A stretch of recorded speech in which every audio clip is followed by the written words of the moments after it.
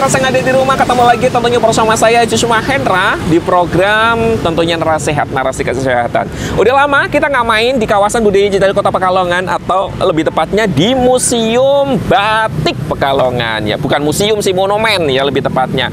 Nah, di samping Aziz nih ada adik-adik kita tercinta nih pemirsa. Siapa tahu, bukan siapa tahu, kita tahu gitu ya bahwa adik-adik ini merupakan generasi muda. Jadi makanan, konsumsi ataupun hal-hal yang dikonsumsi itu harus sehat seperti itu.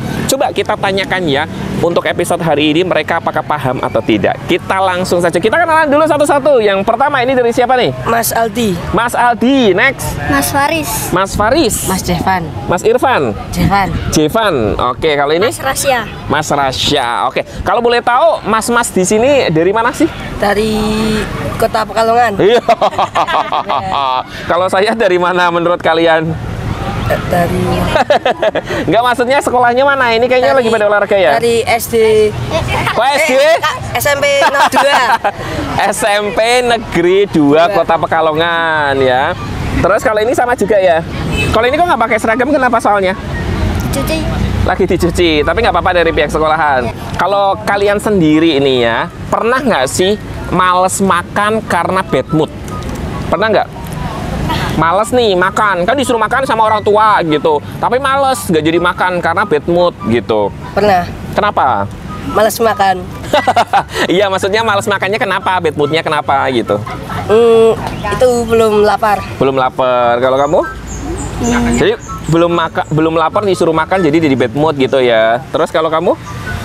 Di rumah nggak ada yang dimakan, disuruh makan tapi gitu. Ya.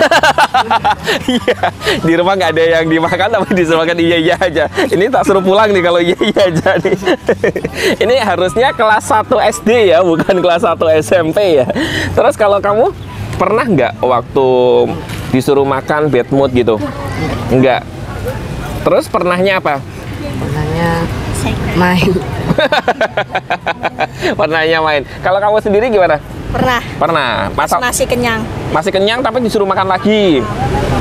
Tapi menurut kamu sendiri ini ya, kalau mamanya kita nggak makan itu bisa menyebabkan sakit nggak sih? Iya. Sakit apa? Apa itu? Sakit panu. Masa sakit panu sih? Apa? Sakit Perut. bukan perut, pinggang. Ini pemirsa, daripada semakin kesini semakin kesana, kamu penasaran nggak sih penjelasan dari ahlinya gitu perihal tentang apa tuh namanya bad mood itu bisa mengaruhi kesehatan kita? Penasaran? Kamu penasaran? Penasaran gitu? Ya, penasaran. Ya udah, kita lihat ke kamera situ, nanti kita bilang bersama-sama check it out, oke? Ya. 3, 2, 1, check it out.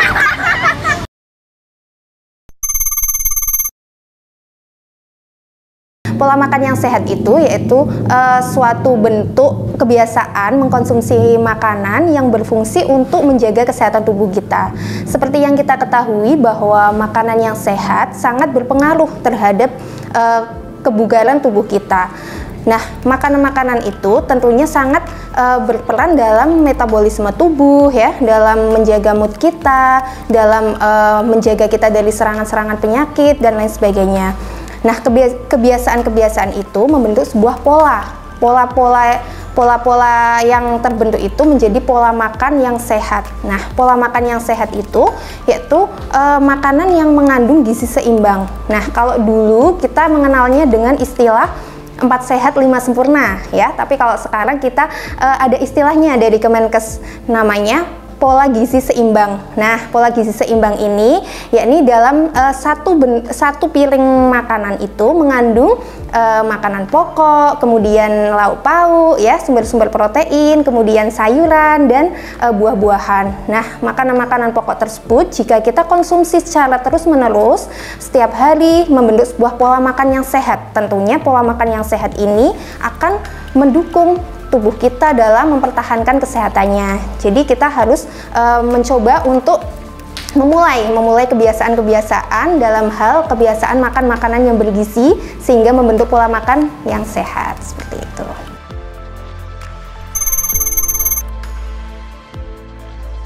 Baik, untuk membentuk pola makan yang sehat agar tubuh kita selalu bugar, kenapa sih kita harus pola makannya sehat karena tubuh kita sebenarnya membutuhkan nutrisi-nutrisi yang sangat kita butuhkan untuk menjaga pertahanan ataupun kekebalan tubuh kita. Nah, makanan-makanan tersebut tentunya tidak hanya diperoleh dari makanan yang kita suka saja ya. Makanan-makanan tersebut harus sesuai dengan kebutuhan gizi yang dibutuhkan. Nah, ketika kita makan makanan yang sembarangan ataupun asal-asalan tentunya akan berpengaruh terhadap metabolisme tubuh. Contohnya, kebiasaan-kebiasaan yang sering kita jumpai di masyarakat, sering makan makanan yang junk food ya, atau makanan-makanan yang sering kita jumpai di sekeliling kita, ataupun makanan-makanan yang mudah untuk dibeli melalui online ataupun makanan-makanan di sekeliling kita. Nah, tentunya makanan tersebut tidak 100% menjamin sesuai dengan kebutuhan tubuh kita.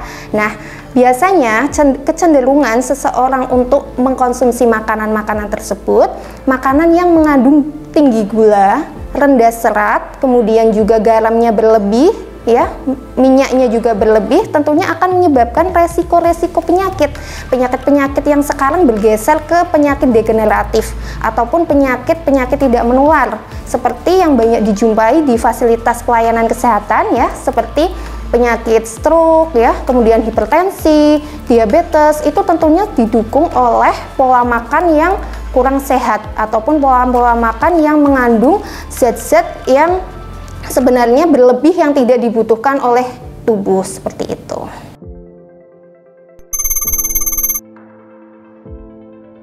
Untuk faktor-faktor yang mempengaruhi pola makan sebenarnya cukup banyak. Kita akan mencoba untuk menge-share ya, sharing terkait dengan faktor apa saja sih yang sebenarnya berpengaruh terhadap pola makan sehat seorang individu ya. Itu banyak, diantaranya yang pertama yaitu faktor agama ataupun kepercayaan. Seperti yang kita ketahui bahwa pola makan ini terbentuk dari kebiasaan. Nah, kebiasaan ini mungkin di sekeliling bisa dipengaruhi oleh faktor agama. Untuk agama ataupun kepercayaan tertentu juga tidak memperbolehkan makanan-makanan tertentu. Nah, ini kalau berulang-ulang akan menjadi sebuah kebiasaan. Memang untuk makanan-makanan tertentu tidak diperbolehkan di agama tertentu. Kemudian juga bisa di faktor kebiasaan. Nah, ini kebiasaan yang sering kita jumpai di sekeliling kita.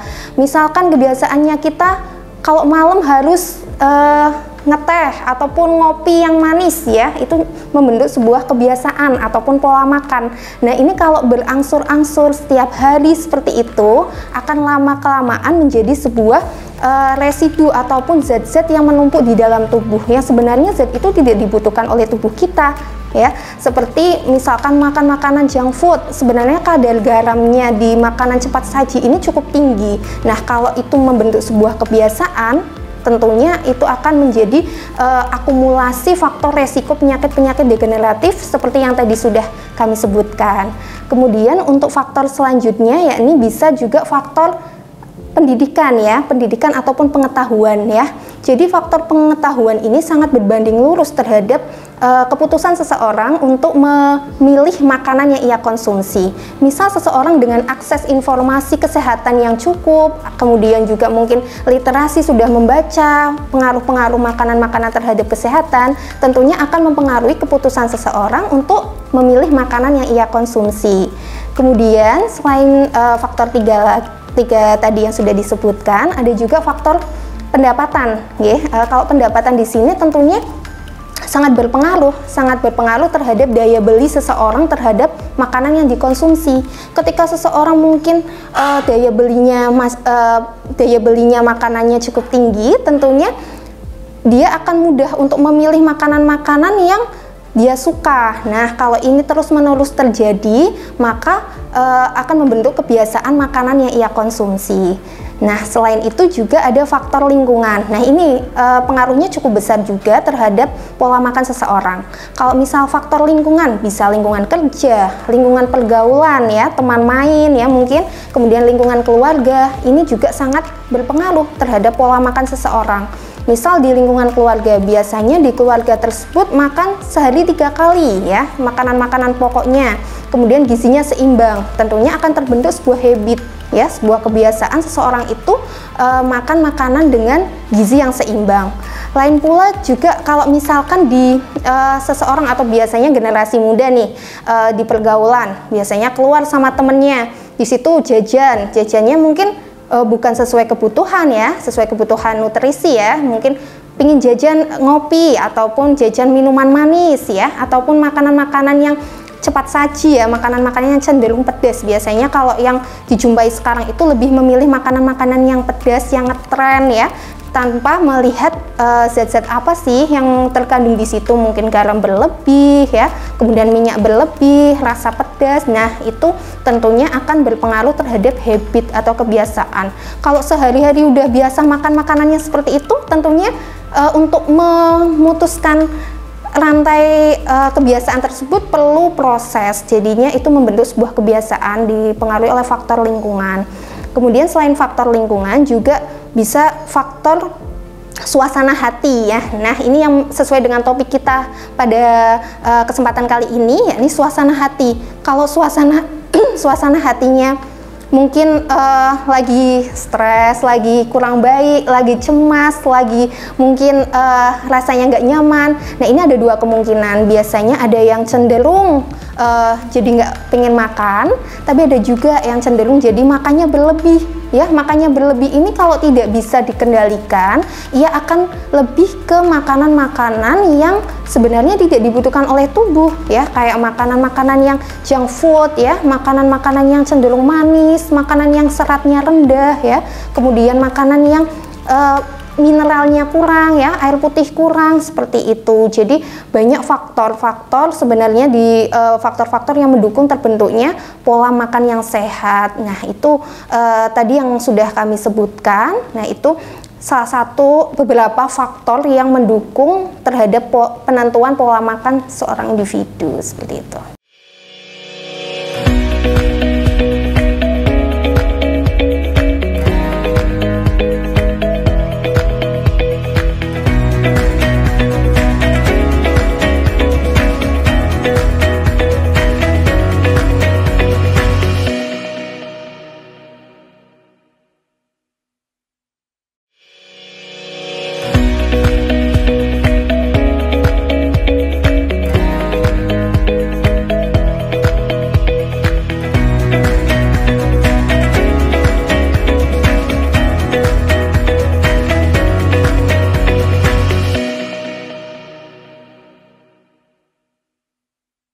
Nah, di samping Aziz sekarang ada salah satu ataupun kecilnya Presiden Republik Indonesia. Halo Pak Prabowo, apa kabar? Ketawa lucu ya, bisa kenalan dulu dong. Ini dengan siapa? Aji rumahnya menyaji kalau boleh tahu, Ci. Bandengan. Pantesan kayak ikan bandeng ya, Ji ya. Aji kelas berapa? 7. 7 apa 8? 7. Apa 7,5? 7. Ada nggak 7,5, Ji? Nggak ada. Kalau 8,5 ada?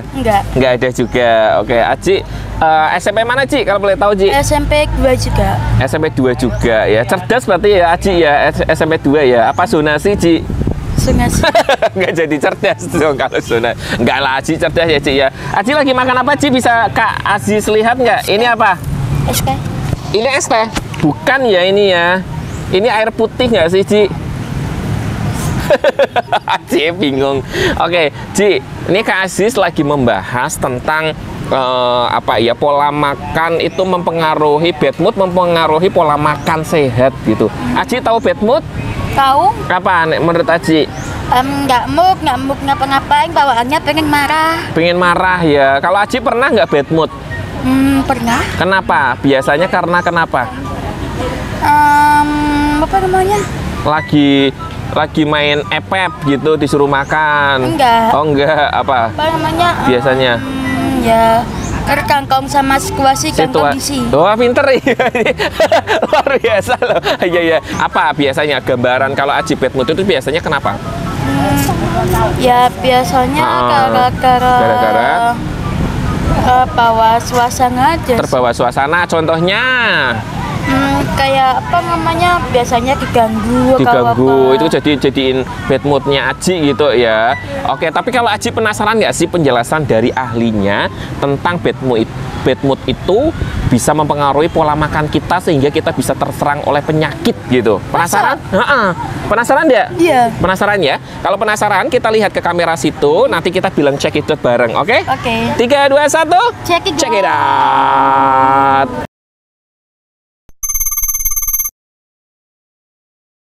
Baik, untuk kondisi mood seseorang ya, perasaan seseorang, suasana hati tentunya akan berpengaruh terhadap pola makan seseorang. Kadang dalam kondisi seseorang merasa cemas, khawatir ya, perasaan yang marah, kemudian mungkin kondisi lingkungan yang melelahkan, kondisi lingkungan yang kurang mendukung, tentunya sangat berpengaruh terhadap pola makan seseorang. Nah, kondisi-kondisi ini tentunya jika tidak disikapi dengan baik ya, seseorang akan mengalihkan perasaannya ke makan. Nah, bisa ke nafsu makannya turun, bisa juga nafsu makannya berlebih. Nah, kali ini kita akan membahas ke seseorang yang mengalihkannya ke nafsu makan berlebih. Kalau mengalihkan perasaan ke nafsu makan berlebih, biasanya cenderung seseorang akan mencari makanan-makanan yang manis, makanan-makanan yang pedas, kemudian makanan-makanan yang tentunya di situ membangkitkan selera makan. Nah, namun makanan-makanan yang dikonsumsi tersebut tidak serta-merta sesuai dengan yang dibutuhkan oleh tubuh di dalam kondisi suasana hati yang kurang baik tersebut. Nah, jika makanan-makanan tersebut dikonsumsi dalam kondisi yang tubuh ataupun suasana hati yang tidak baik, tentunya bukan malah memperbaiki suasana hatinya, namun justru malah memperburuk keadaan, ataupun jika terus-menerus ya terakumulasi di tubuh, tentunya akan menyebabkan berbagai macam penyakit yang banyak dijumpai sekarang, penyakit kardiovaskuler ataupun penyakit-penyakit yang tidak menular seperti stroke ya, tekanan darah tinggi, itu dipicu oleh pola makan yang dipengaruhi oleh perasaan-perasaan tersebut. Nah, ketika orang kondisi cemas, khawatir ya, mereka itu sebenarnya tidak membutuhkan makanan-makanan yang ia konsumsi secara bebas. Kalau misalkan pingin manis ya, mereka cenderung makan makanan manis, sebenarnya mereka tubuhnya tidak membutuhkan makanan tersebut. Namun itu hanya perasaan rasa ingin saja yang ingin dipenuhi, dalam artian biar suasana hatinya sedikit membaik. Dengan asumsi ketika makan mereka akan lebih tenang, rileks, dan emosinya sudah bisa tersalurkan seperti itu.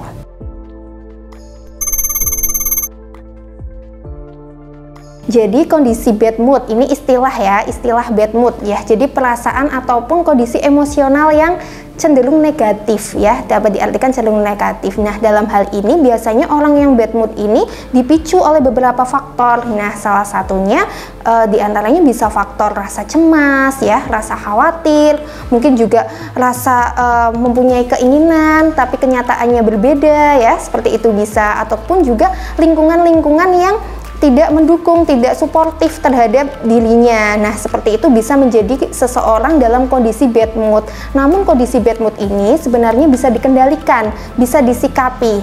Memang tidak bisa dipungkiri seseorang bisa mengalami kondisi yang bad mood dalam waktu-waktu tertentu. Tapi kondisi ini bisa diantisipasi dengan pola pikir yang positif, ataupun kita mencari lingkungan-lingkungan yang suportif, lingkungan yang bisa mendukung kita. Kemudian juga kita bisa mengalihkan ke misalkan dalam suatu aktivitas yang melelahkan, kita bisa break dulu sebentar dalam mengatasi bad mood tadi. Jadi sebenarnya ada sih tips-tips dalam mengatasi bad mood, tidak harus kita beralih ke makanan-makanan yang tidak sehat.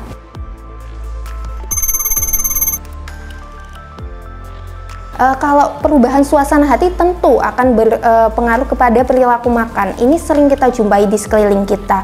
Nah, ini dapat dikenal dengan istilah stress eating atau emotional eating. Nah, ini suatu kecenderungan. Nah, ini sebuah keadaan ataupun kecenderungan seseorang mengalihkan suasana ataupun perasaan hatinya ya, suasana hatinya ke hal-hal yang bersifat makanan untuk menekan perasaan-perasaan rasa cemas, rasa khawatir ya, rasa marah, kemudian juga mungkin rasa-rasa yang tidak nyaman di pikiran ya, itu dialihkan ke makanan. Padahal hal itu sebenarnya mereka tidak benar-benar butuh ya, seperti tadi yang sudah disampaikan, tidak benar-benar butuh makanan tersebut, tapi mereka hanya ingin meluapkan ataupun melampiaskan perasaan tersebut dalam bentuk makan seperti itu. Nah, namun kadang ada kalanya tidak hanya perasaan bad mood saja kalau yang dialihkan ke makan, bisa juga perasaannya terlalu bahagia. Misalkan terlalu bahagia, kita mau makan ini karena untuk meluapkan rasa yang sangat bahagia, itu bisa juga kondisi yang seperti itu namanya stress eating.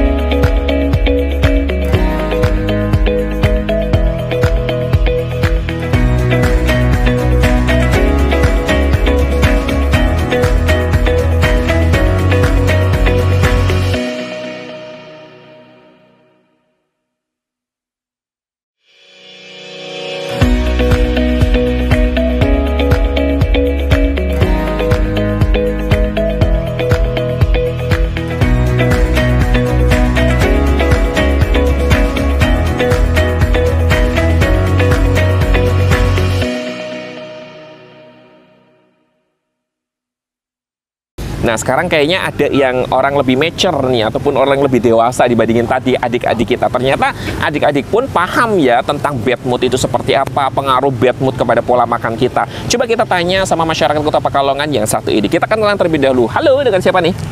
Gali, kalau boleh tahu Gali dari mana? Dari Talun. Dari Talun, jauh ya pemirsa ya, dari Talun. Dan ke Kota Pekalongan lagi ngapain nih kalau boleh tahu? Lagi magang, luar biasa. Ini magangnya jauh ya pemirsa ya. Semoga magangnya sukses ya. Amin. Pembimbingnya pasti cakep banget, orang kamunya juga cakep ya.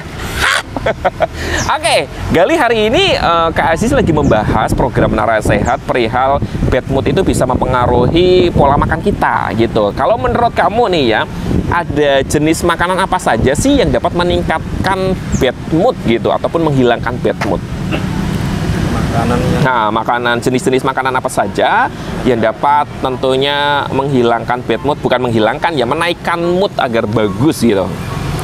Contohnya pisang, terus coklat, terus kacang-kacangan, terus ikan. Satu lagi penasaran nggak? Apa? Deterjen loh. Tapi kamu penasaran nggak sih secara detail kandungan-kandungan apa saja yang terdapat di dalam makanan-makanan tadi yang kamu sebut sehingga itu dapat meningkatkan mood? Penasaran kan? Penasaran. Oke, kalau penasaran kita langsung saja lihat ke kamera situ, nanti kita bilang check it out bersama-sama karena akan dijelaskan bersama dengan narasumber kita. Oke? 3, 2, 1, check it out.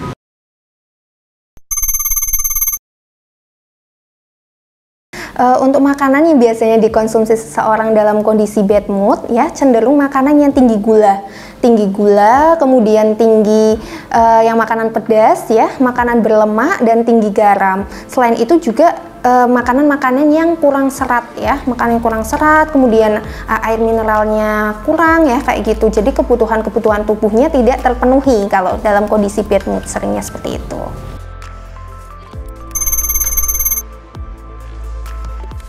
Tentu banyak sekali pengaruh makanan-makanan yang tidak sehat bagi tubuh kita ya. Jadi pengaruh-pengaruh makanan tersebut tentunya terhadap penyakit-penyakit degeneratif seringnya.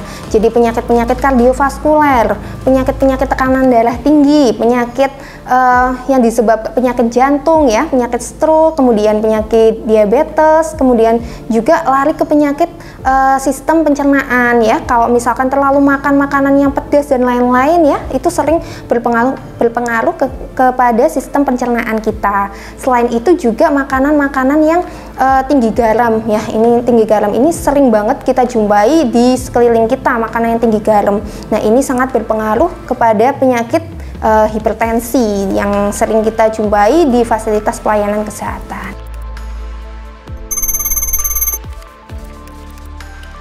Nah, ini poinnya ya, poinnya yang kita tunggu-tunggu. Jadi makanan apa sih yang kita butuhkan untuk mengatasi bad mood. Nah, sebenarnya banyak makanan-makanan yang kita bisa makan ketika kita dalam kondisi bad mood. Nah, makanan ini sering kita jumpai di sekeliling kita. Ya, ini yang pertama pisang. Nah, pisang ini mudah sekali kita temukan di sekeliling kita. Ya, karena kenapa pisang menjadi salah satu makanan yang dapat mengatasi bad mood? Nah, karena di pisang ini ada kandungan asam amino dan vitamin B3. Nah, dua zat ini mampu mengubah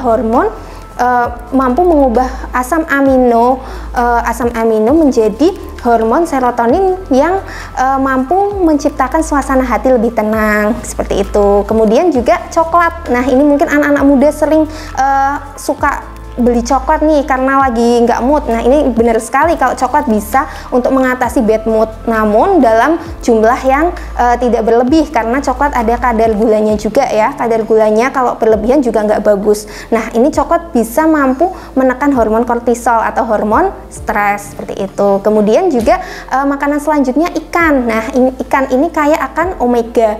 Nah, kaya akan omega ini berfungsi untuk menstabilkan ataupun kesehatan otak kita. Jadi untuk mempengaruhi kondisi emosional juga bisa memperbaiki kondisi mood kita. Selain itu juga kacang-kacangan ini. Kacang-kacangan juga bisa menjadi alternatif ketika kita lagi bad mood. Mungkin nyemil kacang kayak gitu tuh bagus. Kalau kacang asalkan jumlahnya juga diatur ya, jangan dalam jumlah yang banyak. Karena kalau misalkan jumlahnya berlebih itu bisa mempengaruhi terhadap kadar asam urat juga. Jadi istilahnya kita pilih-pilih makanan tersebut tapi dengan jumlah yang terkontrol. Jadi nggak berlebih, yang tentunya kalau berlebih akan berpengaruh terhadap kesehatan juga, seperti itu.